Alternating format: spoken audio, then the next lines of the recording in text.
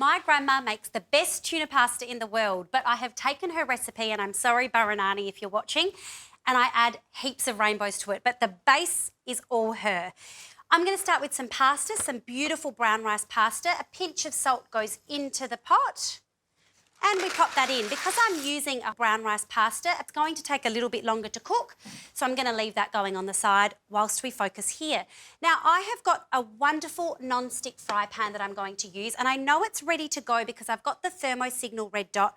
It's fully red, so I know it's ready to go, which makes it so easy to use at home. Is the pan hot enough, isn't it? This one is. And in goes the absolute staple, which is garlic and ginger. Now, you wouldn't believe this. People playing at home, you're probably going, what are you doing, Preeya? But this is my grandma's recipe, and I promise you the ginger is essential. And guess what? It's also good for you. Great for the immune system. So that gets gently fried off. And I'm using some really beautiful, good quality tuna in chilli and oil. And guess what? I've kept some of the oil on board and some of the chilli, and that adds a real flavour hit. This is quite spicy, and my kids tend to tolerate it, but if you think, nah, can't do it, leave the chilies out, use a really plain tuna, and you also don't need to add the dried chilli that I'm going to add a little bit later. So you just want to gently fry off all that goodness. Oh my gosh, it smells so good. So this smell reminds me of my grandma. She's very pedantic about the type of tomato and the type of tuna that you use, but this smell right here is my grandma's house. So this is now at the point that it needs to be at, and I add tomato now. So this is a beautiful, rich tomato-based sauce. Counts in your veggie intake, so that's a big win. We add some pepper to this. Big pepper hit for some flavour. And I'm just going to let this simmer for a couple of minutes so all the flavours can combine.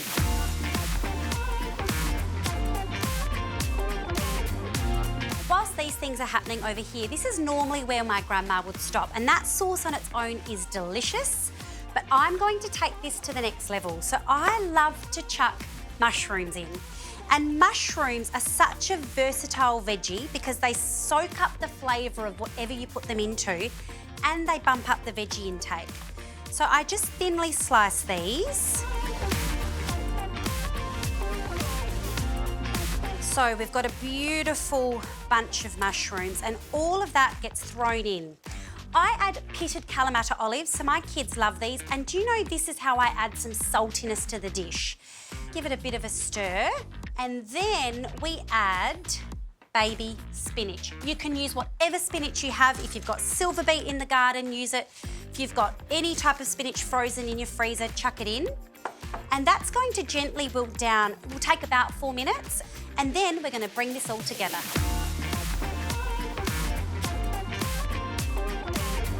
That spinach is where it needs to be. It's wilted down beautifully.